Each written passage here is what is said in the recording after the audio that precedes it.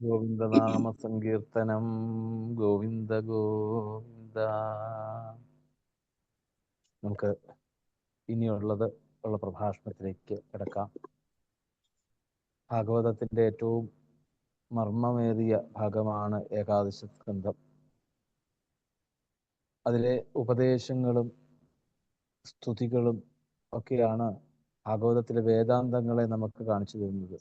ജീവിത ദർശനങ്ങളിലേക്ക് കാണിച്ചു തരുന്നത് ഈ സ്തുതികള് ഉപദേശങ്ങളാണ്. അതാണ് ഏറ്റവും കൂടുതൽ ഭാഗവതത്തിലുള്ളത് തന്നെ. ഇവിടെ ഏകാദശ സ്കന്ധം 5-ാമത്തെ അധ്യായത്തിൽ പ്രതിപാദിക്കുന്നതായിട്ടുള്ള നവയോഗി സംവാദത്തിന്റെ അവസാന ഭാഗം, ആ 9 യോഗികളിൽ 3 യോഗികളോട് ചോദിക്കുന്ന ഉത്തരങ്ങൾ, ഇതാണ് ഈ ഒരു അധ്യായമാണ് ഇനി ഇന്നത്തെ പ്രഭാഷണ വിഷയം. നമുക്ക് കുറച്ച് കഴിഞ്ഞ ഒരു വർഷത്തോളമായിക്കൊണ്ട് നമ്മുടെ കൂടെ ഈ ഭാഗവത കുടുംബത്തിൻ്റെ കൂടെ യാത്ര ചെയ്യാൻ നമ്മളുടെ കപ്പലിലേക്ക് കയറി ഇല്ലേ, ഇപ്പം വാസനകളിലും മത്സംഗങ്ങളിലും ഒക്കെ നമ്മളോട് ഒപ്പം യാത്ര ചെയ്യുന്ന വനജാദാസ് എറണാകുളത്താണ്, കാഞ്ഞിരമറ്റം. എല്ലാ ആചാര്യ മര്യാദകളോടും കൂടി അമ്മയെ പാദങ്ങളിൽ വീണ് നമസ്കരിച്ചുകൊണ്ട് ഈ വേദിയിലേക്ക് സാദരം സുസ്വാഗതം ചെയ്യുന്നു. ഗോവിന്ദനാമ സങ്കീർത്തനം. ഗോവിന്ദ ഗോവിന്ദ. ഓം നമോ ഭഗവതേ വാസുദേവായ. ശ്രീ നാരായണനെയും ഗുരുക്കന്മാരെയും ഈ ഭാഗവത വേദിയിൽ സന്നിഹിതരായിട്ടുള്ള ശ്രീ മനു തിരുമേനിയെയും മറ്റെല്ലാ ഭാഗവത സുഹൃതികളെയും നമസ്കരിക്കുന്നു. ആചാര്യന്റെ അച്ഛൻ തിരുമേനിക്ക് ഭഗവാൻ ആയുസ്സും ആരോഗ്യവും നൽകി അനുഗ്രഹിക്കട്ടെ എന്ന് പ്രാർത്ഥിച്ചുകൊണ്ട് എനിക്കിന്ന് ലഭിച്ച ഭാഗം പറയുവാൻ ശ്രമിക്കാം. വസുദേവർ നാരദ മഹർഷിയോട് സർവഭീതിയിൽ നിന്നും മോചനം നേടുവാനുള്ള മാർഗം ചോദിക്കുന്നു. അപ്പോൾ നാരദ മഹർഷി പറയുന്നു, ഭാഗവത ധർമ്മമാണ് അങ്ങ് ചോദിച്ചത്, അത് പറഞ്ഞു തരുവാൻ എനിക്ക് അതിയായ താല്പര്യമുണ്ട് എന്ന് പറഞ്ഞുകൊണ്ട് നിമി മഹാരാജാവ് മുക്തിക്കുള്ള മാർഗം, അതായത് ഭാഗവത ധർമ്മം പറഞ്ഞു തരണമെന്ന് നവയോഗികളോട് ചോദിക്കുന്നതും അതിന് നവയോഗികൾ നൽകുന്ന ഉത്തരവും ആണ് ഇവിടെ നാരദ മഹർഷി വസുദേവർക്ക് പറഞ്ഞു കൊടുക്കുന്നത്. ഏകാദശ സ്കന്ധത്തിലെ 5-ാം അധ്യായത്തിലാണ് ഈ ഭാഗം. ആ ഭാഗമാണ് എനിക്ക് പറയുവാൻ ലഭിച്ചിരിക്കുന്നത്. ഭഗവന്തം ഹരിപ്രായോ ന ഭജ്യന്ത്യാത്മവിത്തമാ തേഷാമശന്തകാമാനാം കാനിഷ്ഠാ വിചിതാത്മനാം. ഈ ശ്ലോകത്തോടെയാണ് ഈ ഏകാദശത്തിലെ 5-ാം അധ്യായം തുടങ്ങുന്നത്. തന്റെ ചോദ്യത്തിന് ഉത്തരം നൽകുവാൻ ഏറ്റവും ഉത്തമന്മാരായ മഹാന്മാര് തന്നെയാണ് എന്ന് ബോധ്യമുള്ള നിമി മഹാരാജാവ് ആത്മജ്ഞാനികളിൽ വെച്ച് ഏറ്റവും ശ്രേഷ്ഠരായുള്ളവരെ എന്ന് സംബോധന ചെയ്തുകൊണ്ടാണ് ഈ നവയോഗികളെ സ്വീകരിക്കുന്നത്. ഈ നവയോഗികളെ അദ്ദേഹം തന്റെ കൊട്ടാരത്തിലെത്തിയ നവയോഗികളെ വേണ്ട വിധം സ്വീകരിച്ചിരുത്തിയിട്ട് തനിക്ക് മുക്തിക്കുള്ള മാർഗം പറഞ്ഞു തരണമെന്ന് നവയോഗികളോട് ചോദിക്കുന്നു. അവർ അതിനുള്ള മാർഗം നിമി മഹാരാജാവിന് വിവരിച്ചു കൊടുക്കുന്നു. ഇത് കഥാരൂപേണ നാരദ മഹർഷി വസുദേവർക്ക് പറഞ്ഞു കൊടുക്കുന്നതാണ് സന്ദർഭം. രാജാവിന്റെ ചോദ്യത്തിന് ചമസൻ മറുപടി പറയുന്നു. ഭഗവാനെ ആശ്രയിക്കാത്തവർ ദുർഗതി പ്രാപിക്കുന്നു. എല്ലാത്തിന്റെയും ഉദ്ഭവത്തിന് കാരണം ഭഗവാനാണ്. വർണ്ണാശ്രമധർമ്മം അനുസരിച്ച് പ്രവർത്തിക്കാത്തവർ അധപതിക്കുന്നു. സജ്ജന സംഘത്തിനും സത്ശാസ്ത്ര ശ്രവണത്തിനും അവസരം ലഭിക്കാത്ത ശൂദ്രരും സ്ത്രീകളെയും ഇതിൽ നിന്ന് ഒഴിവാക്കുന്നു. എന്തെന്നാൽ പണ്ട് കാലത്തൊക്കെ സ്ത്രീകൾക്ക് ശൂദ്രർക്കും വേദം പഠിക്കാനുള്ള വിധിയില്ല, അങ്ങനെ ഒരു ധാരണയുണ്ടായിരുന്നു. അപ്പൊ അത് കാരണം ആണ് സ്ത്രീകളെയും ശൂദ്രന്മാരെയും ഇതിൽ നിന്ന് ഒഴിവാക്കുന്നു എന്ന് പറയുന്നത്. എന്നാല് വേദങ്ങൾ പഠിക്കാൻ സാധിക്കുന്ന യോഗ്യരായിട്ടുള്ള ആൾക്കാരുണ്ട്. അവര് ഭഗവാനെ അറിയാൻ അവസരം ഉണ്ടായിട്ടും കൂടി അതിന് നിഷേധമായി കൊണ്ടു നടക്കുന്ന അങ്ങനെയുള്ള ജനങ്ങൾക്ക് തീർച്ചയായും അധപതനമാണ് സംഭവിക്കുന്നത് എന്ന് പറയുന്നു. അല്പജ്ഞാനത്താൽ അഹങ്കരിച്ചു നടക്കുന്നവരെ തിരുത്തുവാൻ സാധിക്കില്ല. എന്നാൽ അത് അതിന് അധികാരികളായിരുന്നിട്ട് കൂടി ഈശ്വരനെ ഭജിക്കാത്ത ബ്രാഹ്മണർ, ക്ഷത്രിയർ, വൈശ്യർ ഇക്കൂട്ടര് ഭഗവാനെ വേണ്ട വിധം പൂജിക്കാതെ അവർക്ക് സ്വർഗപ്രാപ്തി വേണം എന്ന് വിചാരിച്ച് കർമ്മം ചെയ്യുകയാണെങ്കിൽ അത് കഷ്ടമെന്നേ പറയാൻ സാധിക്കൂ. എന്താന്ന് വെച്ചാൽ കർമ്മത്തിൽ നമ്മൾ കൂടുതൽ ശ്രദ്ധിക്കുമ്പോൾ അതിനോടൊപ്പം കാമം, ക്രോധം, ദംഭം, മോഹം ഇതെല്ലാം വർദ്ധിച്ചു വരും. ഇതെല്ലാം വർദ്ധിക്കുമ്പോൾ നമ്മുടെ ആഗ്രഹങ്ങൾക്ക് എന്തെങ്കിലും വിഘ്നം വന്നു കഴിയുമ്പോഴത്തേക്കും അവർക്ക് കടുത്ത കോപം ഉണ്ടാവും. അത് ആ കോപം ശരിക്കുള്ള ഭക്തന്മാരെ പരിഹസിക്കുന്നതിലേക്കും കൂടെ വഴിവെക്കും. രജോ ഗുണം വർദ്ധിച്ചാൽ വിഷയാസക്തരായി തീരുന്നത് മൂലം ക്രമേണ അധോഗതിക്ക് കാരണമായി തീരുന്നു. ചിലര് ഇങ്ങനെ തങ്ങൾക്ക് പേര് കിട്ടാനായിട്ട് യാഗമൊക്കെ നടത്തും. എന്നാൽ അത് യാഗം നടത്തി കഴിഞ്ഞാൽ വേണ്ട വിധം അതിന് അന്നദാനമോ ദക്ഷിണയോ ഒന്നും നൽകില്ല. ദക്ഷിണയുടെ ഒക്കെ ഒരു യാഗം നടത്തിയാല് ദക്ഷിണയുടെ ഒക്കെ പ്രാധാന്യം വളരെ വലുതാണ്. ഭക്ഷണത്തിന് വേണ്ടി അവര് യാഗത്തിന്റെ പേരും പറഞ്ഞ് മൃഗബലി നടത്തും. എന്നാൽ അതിന്റെ അനന്തരഫലം എന്താണെന്ന് അവര് ആലോചിക്കുന്നില്ല. അഹങ്കാരത്താൽ കാഴ്ച മൂടിയവർ ഈശ്വരൻ ഉണ്ടെന്ന് കൂടി ഓർക്കുന്നില്ല. സജ്ജനങ്ങളെ അപമാനിക്കുന്നത് യോഗ്യതയുടെ ലക്ഷണമായി കരുതുന്നു. സമ്പത്ത് നല്ല കാര്യത്തിന് ഉപയോഗിക്കാതെ മറ്റുള്ളവരെ ഉപദ്രവിക്കാനൊക്കെയുള്ള ഒരു ആയുധമായിട്ട് കരുതുന്നവരും ഉണ്ട്. അവർക്കും അധോഗതി തന്നെ സംഭവിക്കും എന്ന് പറയുന്നു. അതിന് ഒരു നല്ലൊരു ഉദാഹരണമാണ് നമ്മുടെ സ്യമന്തകോപാഖ്യാനം. അതില് അക്രൂരര് അതിൽ നിന്ന് ലഭിക്കുന്ന ധനം നല്ല കാര്യങ്ങൾക്കായിട്ട് ഉപയോഗിച്ചു. കാശിയിലെത്തുന്ന ഭക്തന്മാർക്ക് വേണ്ട വിധ സൗകര്യങ്ങൾ ചെയ്യാനൊക്കെ ആയിട്ടാണ് ആ ധനം വിനിയോഗിച്ചത്. അപ്പൊ അത് അക്രൂരർക്ക് അത് ഒരു സദ്ഗതി വരുത്തി. എന്നാല് സത്രാജിത്ത് ആണെങ്കിൽ തന്റെ പ്രതാപം കാണിക്കുവാനായിട്ടാണ് ആ സെമന്തക രത്നം ഉപയോഗിച്ചത്. അതുകൊണ്ട് എന്ത് പറ്റി? അത് തന്റെ ജീവന്റെ തന്നെ നാശത്തിന് അത് ഭവിച്ചു. പിന്നെ മനുഷ്യജന്മം കിട്ടിയിട്ടും ഈ പക്ഷിമൃഗാദികളെ പോലെ തന്നെ ഉണ്ടും ഉറങ്ങിയും ഒക്കെ ജന്മം വിഫലമാക്കാതെ വേദവിധി പ്രകാരം വർണ്ണാശ്രമ ധർമ്മങ്ങൾ ആചരിച്ച് ധർമ്മം ചെയ്ത് മോക്ഷം സമ്പാദിക്കുവാൻ ഭഗവാൻ നൽകിയ ദേഹത്തെയും വിഷയസുഖങ്ങളിൽ മുഴുകാൻ അനുവദിക്കാതെ ജന്മ സഫലീകരണത്തിനു വേണ്ടി ഭഗവത് പാദങ്ങളിൽ അർപ്പിച്ച് സേവ ചെയ്യുക.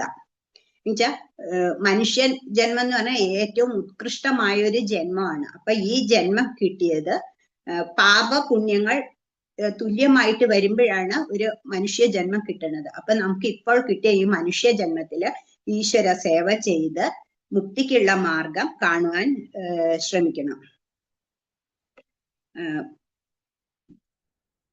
നമുക്ക് ഈശ്വരനോടുള്ള സ്നേഹം അഹൈതുകമായിരിക്കണം. എന്താ വെച്ചിട്ടുണ്ടെങ്കിൽ നമ്മൾ ഒന്നും പ്രതിഫലം കൂടാതെ വേണം ഈശ്വരനെ സ്നേഹിക്കാനായിട്ട്.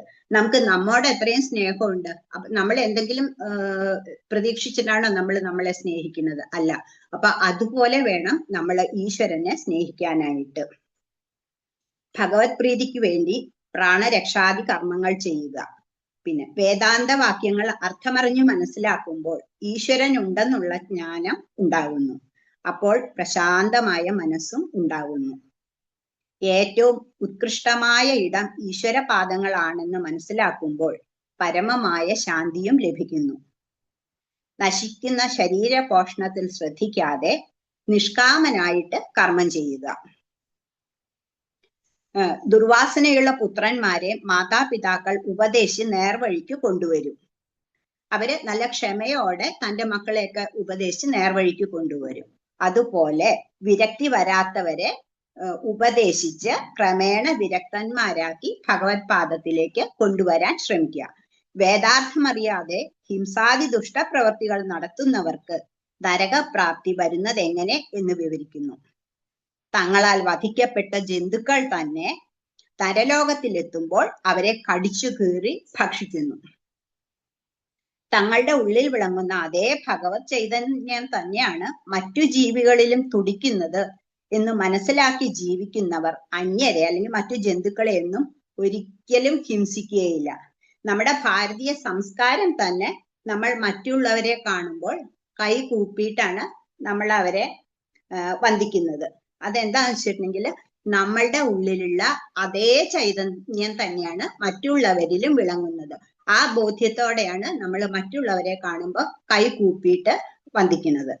ഈ കൊറോണ എന്നാല് ബാക്കിയുള്ള പുറം രാജ്യങ്ങളിലൊന്നും അങ്ങനെയല്ല. പക്ഷെ കൊറോണ ടൈമില് പല രാജ്യത്തും നമ്മുടെ ആ സംസ്കാരം അവര് പിന്തുടരുന്നത് കണ്ടു. എന്താണെന്ന് വെച്ചിട്ടുണ്ടെങ്കിൽ കൈ കൂപ്പി ഇതാവുമ്പോ നേരിട്ടുള്ള കോണ്ടാക്ട് വരുന്നില്ല. പക്ഷെ അത് നമ്മുടെ ആ സംസ്കാരം എത്ര ഉത്തമമായിരുന്നു എന്നൊന്ന് മനസ്സിലാക്കി തരുന്നത് കൂടിയാണ്.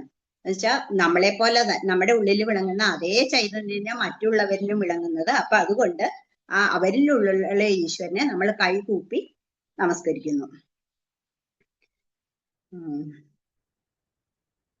ഇപ്പൊ അങ്ങനെയുള്ളവര് ഒരിക്കലും പ്രാണിഹിംസ ചെയ്യില്ല. പ്രാണിഹിംസ ചെയ്യുന്നവരാണെങ്കിൽ നരകത്തിൽ തന്നെ അവര് പതിക്കുകയുള്ളൂ. അജ്ഞാനികളോട് ജ്ഞാനികൾക്ക് കാരുണ്യം തോന്നി അവർ പരമാർത്ഥം ഉപദേശിച്ചു കൊടുക്കും. അങ്ങനെ അപ്പൊ അജ്ഞാനികൾ ഒന്നും അറിയില്ല എന്ന് വിചാരിച്ച് ജ്ഞാനമുള്ളവരുടെ അടുത്ത് ചോദിച്ച് മനസ്സിലാക്കി അങ്ങനെ അവര് കുറെയൊക്കെ സംസാര ദുഃഖത്തെ കടക്കും. എന്നാൽ ചിലരുണ്ട് എനിക്ക് എല്ലാം അറിയാമെന്ന് നടിച്ചിരിക്കും. അവര് അറിവുള്ളവർ പറഞ്ഞു കൊടുത്താൽ അത് സ്വീകരിക്കാൻ പോലും തയ്യാറല്ല. അങ്ങനെയുള്ളവർ നരകത്തിൽ പതിക്കുന്നു. അവിവേകികൾ ശ്രേഷ്ഠമായ മനുഷ്യജന്മം സിദ്ധിച്ചിട്ടും ശ്രവണ മനനാദികൾ ചെയ്ത് മോക്ഷം പ്രാപിക്കാതെ ജന്മം വ്യർത്ഥമാക്കി കളയുന്നതിനെയും ഇവിടെ അതിനും ആത്മഹത്യ എന്ന് തന്നെയാ പറയണേ. അല്ല ഈ തൂങ്ങി മരണം ഇത് അങ്ങനെയല്ല. ഇതില് പറയണത് നല്ലൊരു മനുഷ്യജന്മം കിട്ടിയിട്ടും അത് ഈശ്വരന് സമർപ്പിക്കാതെ ഈ ഇവിടത്തെ ബാക്കി ഉള്ള ഇതിലൊക്കെ ഭ്രമിച്ച് അങ്ങനെ ജീവിക്കുമ്പോ അവരുടെ ആത്മാവിന് വേണ്ടത് കൊടുക്കുന്നില്ല. അപ്പൊ അതിനെ ആത്മഹത്യ എന്ന് തന്നെയാണ് ഇവിടെ പറയുന്നത്. അവര് ആത്മഹത്യ ചെയ്തവർക്ക് തുല്യനാണെന്ന് പറയുന്നു. സകലത്തിനെയും പ്രകാശിപ്പിച്ചു കൊണ്ടിരിക്കുന്ന മഹാസൂര്യനായ ഭഗവാനെ ഇവരാരും അറിയുന്നില്ല. അതിനാൽ പിന്നീടുള്ള ജന്മങ്ങളിൽ വീണ്ടും വീണ്ടും നീച യോനികളിൽ ജനിക്കാൻ അവർ വിധിക്കപ്പെട്ടിരിക്കുന്നു. ഹരിഭക്തി ഇല്ലാത്തവർക്ക് എന്ത് സിദ്ധിക്കും എന്നുള്ളതാണ് ഇതുവരെ പറഞ്ഞത്. എല്ലാത്തിലും ഇരുന്ന് എല്ലാത്തിനെയും പ്രകാശിപ്പിച്ച് എല്ലാമായി വിളങ്ങുന്ന ശ്രീ വാസുദേവനെ ഭജിക്കാത്ത ജനങ്ങൾ കഷ്ടപ്പെട്ട് സമ്പാദിച്ച ഗൃഹം, പുത്രന്മാർ, ബന്ധുക്കൾ, സമ്പത്ത് എന്നിവയെല്ലാം ഉപേക്ഷിക്കാൻ ഉപേക്ഷിക്കാൻ എല്ലാവർക്കും ബുദ്ധിമുട്ടായിരിക്കും. പക്ഷെ കാലപാശത്തിൽ അകപ്പെട്ടാൽ നമ്മൾ ഇതെല്ലാം ഉപേക്ഷിച്ചിട്ട് നമ്മൾ എല്ലാം ഇവിടെ ഉപേക്ഷിച്ചിട്ടാണ് നമ്മൾ പോണത്. ആ സമയത്ത് നമ്മള് നാമം ജപിച്ച് നമ്മൾ ആ ഹരിഭക്തിയോടെ ജീവിക്കുന്നവർക്കാണെങ്കിൽ ഇതൊന്നും ഉപേക്ഷിച്ചു പോകാൻ ഒരു ബുദ്ധിമുട്ടുണ്ടാവില്ല. അവർക്ക് മരണത്തെ സധൈര്യം നേരിടാനും സാധിക്കും. ഇതില്ലാതെ ജീവിക്കുന്നവര് ഈ ബാഹ്യമായ ഇതിലൊക്കെ ആകൃഷ്ടരായി ജീവിക്കുന്നവര് അവർക്കും നരകം തന്നെ ഗതി എന്ന് പറയുന്നു. അപ്പോൾ നിമി മഹാരാജാവ് ചോദിക്കുകയാണ് നവയോഗികളുടെ എങ്ങനെയാണ് ഭഗവത് പൂജ ചെയ്യേണ്ടത് എന്ന് ചോദിക്കും. അപ്പൊ അത് പല യുഗങ്ങളുണ്ടല്ലോ, ഏതൊക്കെ യുഗത്തില് എന്തൊക്കെ പൂജാവിധിയാണ് അതും കൂടി ഒന്ന് പറഞ്ഞു തരണം എന്ന് ചോദിക്കുമ്പോൾ കരഭാജനൻ പറഞ്ഞു കൊടുക്കുന്നു. കൃതയുഗം, ത്രേതായുഗം, ദ്വാപരയുഗം, കലിയുഗം. ഭഗവാൻ ഈ 4 യുഗത്തില് പല നിറത്തില്, പല രൂപത്തില്, പല നാമത്തില് എല്ലാം അവതരിക്കുന്നു. ഈ എല്ലാ യുഗത്തിലും പൂജാവിധികളും വ്യത്യസ്തമാണ്. കൃതയുഗത്തിൽ വെളുത്ത നിറത്തിൽ ചതുർഭുജധാരിയായി ബ്രഹ്മചാരി രൂപത്തിലാണ് ഭഗവാൻ കാണപ്പെടുന്നത്.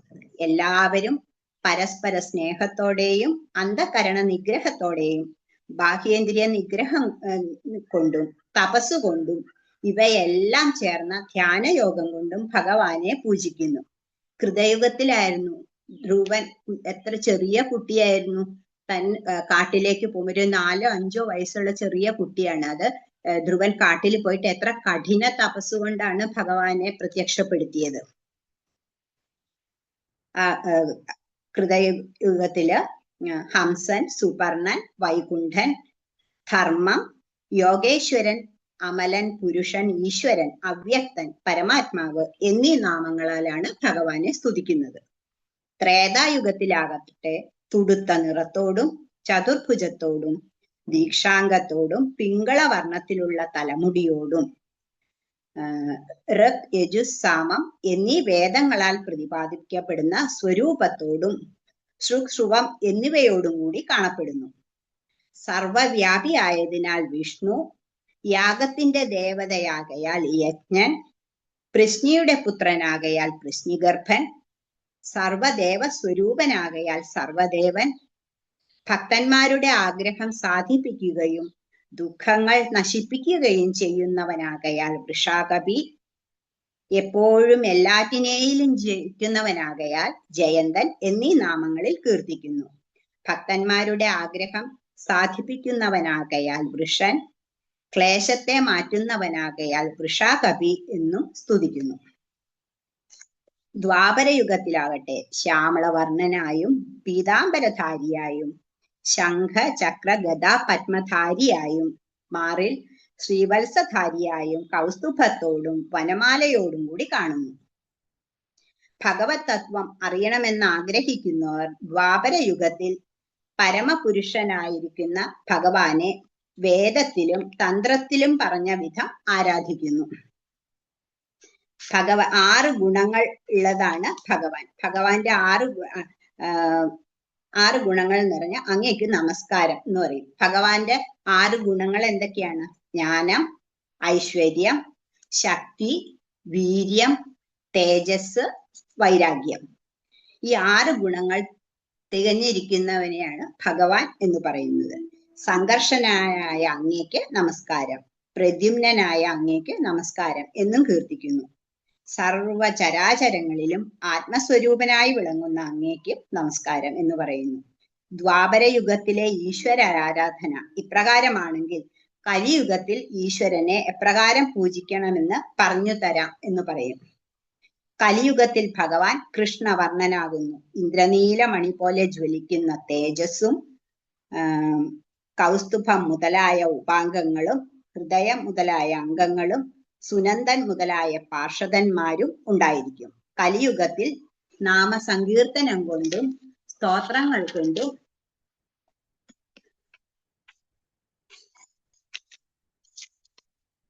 സ്തോത്രങ്ങൾ, യാഗങ്ങൾ എന്നിവ കൊണ്ട് വിവേകിയായ ജനങ്ങൾ ഈശ്വരാരാധന നടത്തുന്നു. ദ്വാപരാന്ത്യത്തിൽ ഭഗവാന്റെ സ്വർഗാരോഹണം കഴിഞ്ഞ ഉടനെ തന്നെയാണ് കലിയുഗം ആരംഭിക്കുന്നത്. അതുകൊണ്ട് കലിയുഗത്തില് കൃഷ്ണാവതാരത്തെ തന്നെയാണ് ജനങ്ങൾ ആരാധിക്കുന്നത്. ഓരോരോ കാലത്തുള്ള ജനങ്ങളുടെ സ്ഥിതി അനുസരിച്ചായിരിക്കും ഭഗവാൻ ഓരോ അവതാരം എടുക്കുന്നത്. അതുകൊണ്ട് കലിയുഗത്തിലെ ജനങ്ങൾക്ക് ഭക്തി തോന്നത്തക്ക സ്വരൂപത്തെയും അതിനനുസരിച്ചുള്ള നാട്യങ്ങളും ആയിരുന്നു കൃഷ്ണാവതാര സമയത്ത് ഭഗവാൻ എടുത്തത്. കലിയുഗത്തിൽ പ്രധാനമായും ശ്രീകൃഷ്ണനെയും ശ്രീരാമനെയും ആയിരിക്കും ഭജിക്കുന്നത്. അല്ലയോ മഹാപുരുഷ, ഇന്ദ്രിയങ്ങളായും ബാഹ്യമായ കാരണങ്ങളാലും കഷ്ടത അനുഭവിക്കുന്നവരുടെ കഷ്ടതകൾ തീർക്കുകയും ഭക്തരുടെ ആഗ്രഹ സാഫല്യം പൂർത്തീകരിക്കുകയും തീർത്ഥങ്ങളുടെ ഉത്പത്തി സ്ഥാനമാകയാൽ അത്യന്തം പരിശുദ്ധവും ബ്രഹ്മാവ്, പരമേശ്വരൻ എന്നിവരാൽ സ്തുതിക്കപ്പെടുകയും ഭക്തന്മാരുടെ കഷ്ടതകൾ തീർത്ത് രക്ഷിക്കുകയും സംസാര സമുദ്രത്തിൽ മുങ്ങിത്താഴുന്നവരെ കടത്തിവിടാനുള്ള ഒരു തോണിയുമായിരിക്കുന്ന അങ്ങയെ വന്ദിക്കുന്നു. ആപ്തകാമനാകയാൽ ഒന്നിലും ആഗ്രഹമില്ലാതെയും ഭക്തരക്ഷ ചെയ്യുന്ന സ്വരൂപത്തെയും വിവരിച്ചുകൊണ്ട് ശ്രീരാമാവതാരത്തെ സ്തുതിക്കുന്നു. അല്ലയോ മഹാപുരുഷ, ദേവന്മാർ പോലും കാക്ഷിക്കുന്ന രാജ്യസമ്പത്ത് തന്റെ പിതാവായ ദശരഥന്റെ വാക്കു പാലിക്കുവാനായി ത്യജിച്ചു. പിതാവിന്റെ വാക്ക് നിലനിർത്തുക എന്നതാണ് പുത്രധർമ്മം എന്ന് പറഞ്ഞ് സന്തോഷത്തോടെ വനവാസം സ്വീകരിക്കുന്നു. ഇപ്രകാരം യുഗത്തിന് അനുരൂപങ്ങളായ നാമങ്ങൾ കൊണ്ട് ഹരിയെ പൂജിക്കുന്നു. എന്നാൽ ഏറ്റവും ശ്രേഷ്ഠം കലിയുഗമാണെന്ന് വീണ്ടും പറയുന്നു. മറ്റു യുഗങ്ങളിൽ യാഗം, ധ്യാനം, തപസ് മുതലായവയിൽ ഭഗവാൻ പ്രസാദിച്ചിരുന്നുവെങ്കിൽ കലിയുഗത്തിലാകട്ടെ നാമസങ്കീർത്തനം കൊണ്ട് മാത്രം ഭഗവാൻ പ്രസാദിക്കുന്നു. നാമസങ്കീർത്തനത്തിന് ആർക്കും സാധിക്കും. അതുകൊണ്ട് കലിയുഗത്തിൽ ജനിക്കാൻ സാധിച്ചത് തന്നെ മഹാഭാഗ്യമായി കരുതുന്നു. ധ്യായൻ കൃതേയജൻ യജ്ഞൈ സ്ത്രോതായാം ദ്വാപരേ അർച്ചയൻ യഥാപ്നോതി തദാപ്നോതി കലൗ സങ്കീർത്യ കേശവം. കൃതയുഗത്തിൽ ധ്യാനം കൊണ്ടും ത്രേതായുഗത്തിൽ യാഗങ്ങൾ കൊണ്ടും ദ്വാപരയുഗത്തിൽ പൂജ കൊണ്ടും ഏതൊരു ഫലത്തെ പ്രാപിക്കുന്നുവോ അതേ ഫലം കലിയുഗത്തിൽ നാമസങ്കീർത്തനം കൊണ്ട് നേടാൻ സാധിക്കും. അതുകൊണ്ട് നാമസങ്കീർത്തനം ചെയ്യുന്നവരുടെ ഹൃദയത്തിലിരുന്ന് വിഷയാസക്തി നശിപ്പിച്ച് അവർക്ക് ഭഗവാൻ മുക്തി നൽകുന്നു. മുക്തി ലഭിക്കുക എന്നതാണ് പരമപുരുഷ പ്രാപ്തി. അതുകൊണ്ട് കലിയുഗം ശ്രേഷ്ഠമെന്ന് മഹാന്മാർ പറയുന്നു.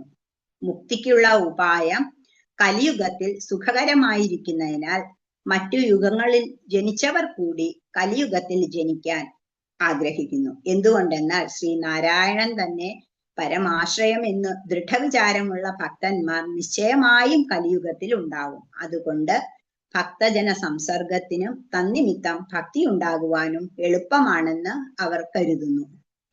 ക്വചിൻ മഹാരാജ ദ്രവിഡേഷു ച ഭൂരിശ താമ്രപർണീ നദീ യത്ര കൃതമാലാപയസ്വിനി.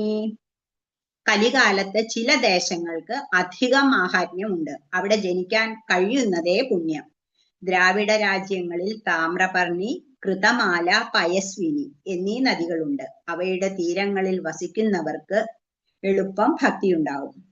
ചില ഭൂപ്രദേശത്ത് ചില സസ്യങ്ങളൊക്കെ ഓരോ ഭൂപ്രദേശം അനുസരിച്ചിട്ടല്ലേ ഓരോ സസ്യങ്ങൾ വരുന്നത്. ചില സസ്യങ്ങൾ ചില സ്ഥലത്ത് നന്നായിട്ട് വളരും, ചില സ്ഥലത്ത് ആ സസ്യങ്ങൾ അത്രയും നന്നായിട്ട് വളരില്ല.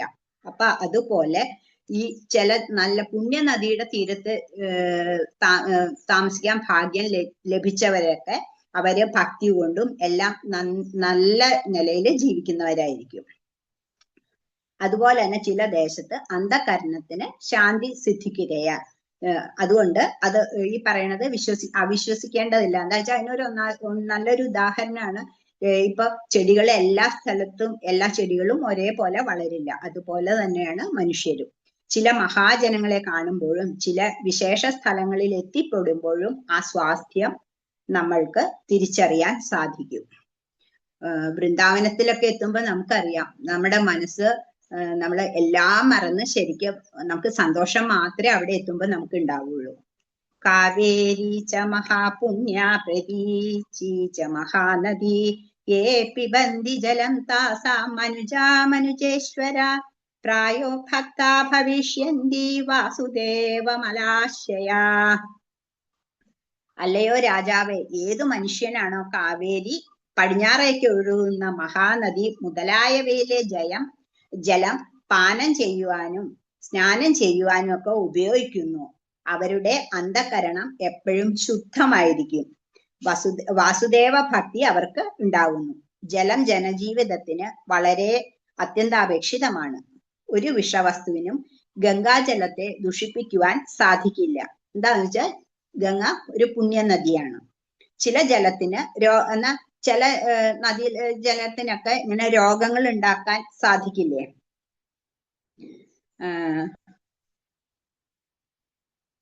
സാധിക്കുന്ന പോലെ ചില പുണ്യനദീജലം ആണെങ്കിലും ഉപയോഗിക്കുകയാണെങ്കിലും അന്ധകരണ ശുദ്ധി ഇല്ലാത്തവരാണെന്നുണ്ടെങ്കിൽ അവർക്ക് നല്ല സ്വഭാവം ഉണ്ടാവണമെന്നില്ല. ഇപ്പൊ ഒരു ഉദാഹരണം, ഭക്ഷണം ഒരു ജന്തുവിന്റെ സ്വഭാവ രൂപീകരണത്തിന് ഏറെ പ്രധാനമാണ്.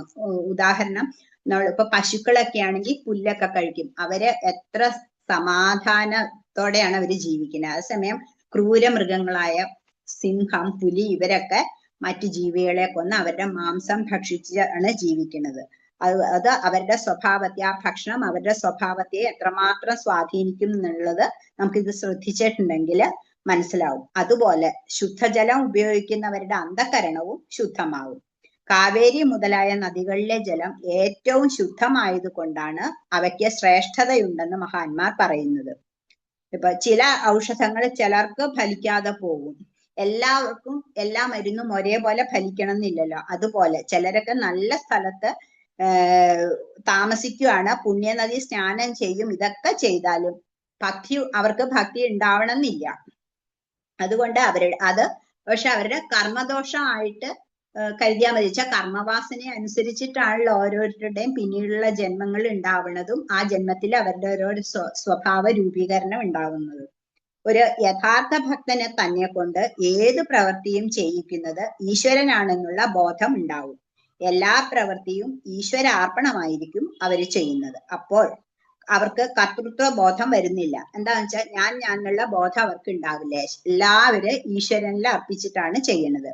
എല്ലാം ഈശ്വരമയമായി കാണുന്നത് കൊണ്ട് വേദവാക്യങ്ങളുടെ ബന്ധനവും അവർക്കില്ല. സത്പ്രവൃത്തി ചെയ്യാനാണ് വേദങ്ങളുമായി ബന്ധം വേണമെന്ന് നിഷ്കർഷിക്കുന്നത്. ഒരു യഥാർത്ഥ ഭക്തന്റെ പൂർവികർക്ക് കൂടി മുക്തി ലഭിക്കും. അവർ പിതൃതർപ്പണം തന്നെ ചെയ്യണമെന്ന് നിഷ്കർഷിക്കുന്നില്ല. സാക്ഷാൽ വിഷ്ണു തന്നെ പ്രസാദിച്ചിരിക്കുമ്പോൾ വേദങ്ങളുടെ ആവശ്യവും വരുന്നില്ല.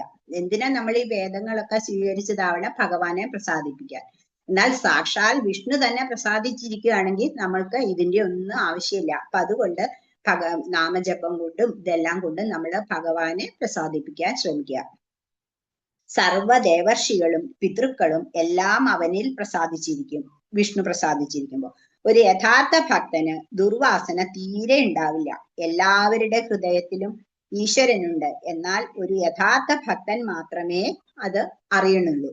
ഭഗവാനെ ഭജിക്കേണ്ട വിധം നവയോഗികളിൽ നിന്ന് മനസ്സിലാക്കിയ മിഥിലയിലെ രാജാവായ നിമി വളരെ സന്തോഷിച്ചു. അവരെ യഥാവിധി കുലഗുരുവിനോട് ചേർന്ന് പൂജിച്ച് നിമി മഹാരാജാവ് സിദ്ധന്മാർ ഉപദേശിച്ച ഭാഗവത ധർമ്മങ്ങൾ അനുഷ്ഠിച്ച് മുക്തി നേടി. ഇത് നാരദ മഹർഷി വസുദേവർക്ക് പറഞ്ഞു കൊടുക്കണാണ്. നാരദ മഹർഷി വസുദേവരോട് ഇത്രയും പറഞ്ഞു. അപ്പൊ സർവേശ്വരനായ ഭഗവാൻ ശ്രീഹരി തന്നെയാണ് നിങ്ങളുടെ പുത്രനായി അവതരിച്ചിരിക്കുന്നത്. അതുകൊണ്ട് നിങ്ങളുടെ കീർത്തി ലോകം മുഴുവൻ നിറഞ്ഞിരിക്കുന്നു. വസുദേവർ എന്താണ് ചോദിച്ചത്? മുക്തിക്കുള്ള മാർഗം പറഞ്ഞു തരണം എന്നാണ് നാരദ മഹർഷിയോട് ചോദിച്ചത്. അതിനാണ് ഈ കഥ നാരദ മഹർഷി വസുദേവർക്ക് പറഞ്ഞു കൊടുത്തത്. അന്യർക്ക് അന്ധകരണ ശുദ്ധി വരണമെങ്കിൽ എല്ലാ പ്രവൃത്തിയും ഭഗവാനിൽ അർപ്പിച്ച് ചെയ്യണം. നമ്മളെല്ലാം ഇങ്ങനെ ഭഗവാനിൽ അർപ്പിച്ച് എല്ലാ പ്രവൃത്തിയും ചെയ്യണം എന്നാണ് പറയുന്നത്. എന്നാല് വസുദേവർക്കും ദേവകിക്കും എന്താണ്? പുത്രന് വേണ്ടി ചെയ്യുന്ന കർമ്മങ്ങളാണെങ്കിൽ കൂടി അതെല്ലാം സാക്ഷാൽ ഈശ്വരനാണ് പുത്രനായിട്ട് ജനിച്ചിരിക്കുന്നത്. അത് കാരണം പുത്രന് വേണ്ടി ചെയ്യുന്ന കർമ്മങ്ങളാണെങ്കിൽ കൂടി എല്ലാം ഭഗവാന് വേണ്ടിയിട്ടാണ്. എല്ലാം ഇതും അവര് ഭഗവാന് വേണ്ടിയിട്ടാണ് ചെയ്യുന്നത്. അത് നിഷ്കാമമായിരിക്കും. നിഷ്കാമ കർമ്മം ചെയ്യുന്നവർക്കുള്ള ഫലവും അതുകൊണ്ട് നിങ്ങൾക്ക് ലഭിക്കും. അത് പുത്രനാണെന്ന് കരുതി ചെയ്യുന്നല്ലോ എന്ന ചിന്തയൊന്നും വേണ്ട. കാരണം സാക്ഷാൽ ഹരി തന്നെയാണ് പുത്രനായിട്ട് ജനിച്ചിരിക്കുന്നത്. ഏത് വിധേനയാണെങ്കിലും ഭഗവാനിലേക്ക് ശ്രദ്ധ വേണം എന്ന് പറയുന്നു. അത് ഭക്തിയാവാം, വാത്സല്യമാകാം, പ്രേമം, ദ്വേഷം, ഏത് ഭാവമായാലും അത് ആ ഭഗവത് രൂപം മനസ്സിൽ ഓർത്താൽ മതി. അതുകൊണ്ട് ഭഗവാനെ വാത്സല്യത്തോടെ സമീപിക്കുന്ന നിങ്ങളുടെ ഈ ഉള്ള ഗതി പ്രത്യേകിച്ച് എടുത്ത് പറഞ്ഞു തരേണ്ട കാര്യമില്ലല്ലോ എന്ന് നാരദ മഹർഷി പറയുന്നു. പരമാത്മാവായ ഭഗവാൻ ഒരു സാധാരണ പുത്രനാണെന്നുള്ള ഭാവത്തിൽ നിങ്ങൾ ചിന്തിക്കരുത്. അധർമ്മം വർദ്ധിച്ചു വരുമ്പോൾ സജ്ജന രക്ഷയ്ക്കും ദുഷ്ടനിഗ്രഹത്തിനുമായി ഭഗവാൻ അവതരിക്കുന്നു. പല അത്ഭുത പ്രവൃത്തികളും നടത്തി കീർത്തി നേടുന്നു. ആരൊക്കെ ഭഗവാനെ കീർത്തിക്കുന്നുവോ അവരുടെയൊക്കെ അന്ധകരണവും ശുദ്ധമാകുന്നു. നാരദ മഹർഷി പറഞ്ഞ ഈ കഥ കേട്ട് ദേവകി വസുദേവർ ആശ്ചര്യപ്പെട്ടു. ഇവർ വളരെ ഭാഗ്യവന്മാർ തന്നെ. എന്താണ്? നമുക്ക് ഒരു സദ്ഗുരുവിൽ നിന്നാണ് ഭഗവത് കഥയൊക്കെ കേൾക്കണം എന്ന് പറയുന്നത്. അപ്പൊ ഏറ്റവും ഉത്തമ ഗുരുവായ നാരദ മഹർഷിയിൽ നിന്ന് തന്നെയാണ് വസുദേവർക്കും ദേവകിക്കും ഈ ഭഗവത് കഥ കേൾക്കാൻ ഭാഗ്യം ഉണ്ടായത്. അതുകൊണ്ട് അവർ വളരെ ഭാഗ്യവാന്മാര് തന്നെയെന്ന് പറയുന്നു. സത്കഥാ ശ്രവണ ഫലമായി ഞാൻ എന്റെ എന്നുള്ള ആ ചിന്ത ദേവകിയും വസുദേവരും ഉപേക്ഷിച്ചു. നവയോഗികളുടെ ഈ സാരോപദേശം ശ്രദ്ധയോടെ ആരൊക്കെ കേൾക്കുകയും അപ്രകാരം പ്രവർത്തിക്കുകയും ചെയ്യുന്നുവോ അവര് സംസാര സാഗരത്തെ വളരെ നിസ്സാരമായി തരണം ചെയ്യും. പുണ്യമായ ഈ പുരാവൃത്തം അന്യചിന്തയില്ലാതെ ആരൊക്കെ ശ്രദ്ധയോടെ കേൾക്കുന്നുവോ ഈ ജന്മത്തിൽ തന്നെ ജ്ഞാനത്തെ തടസ്സപ്പെടുത്തുന്ന പാപത്തെ നശിപ്പിച്ച് ബ്രഹ്മപ്രാപ്തരായി തീരുന്നു. നാരദോപദേശം ലഭിച്ച ശ്രീ ദേവകി വസുദേവർ ഹൃദയഗ്രന്ഥി ഭേദിച്ച് ജീവൻ മുക്തരായി. അതുപോലെ നമ്മളും ഭഗവത് സ്മരണയോടെ ജീവിച്ച് ജീവൻ മുക്തരാകാൻ പ്രാപ്തമാവട്ടെ എന്ന് പ്രാർത്ഥിച്ചുകൊണ്ട് എന്റെ വാക്കുകൾ ഭഗവത് പാദങ്ങളിൽ സമർപ്പിക്കുന്നു. ഹരേ കൃഷ്ണ.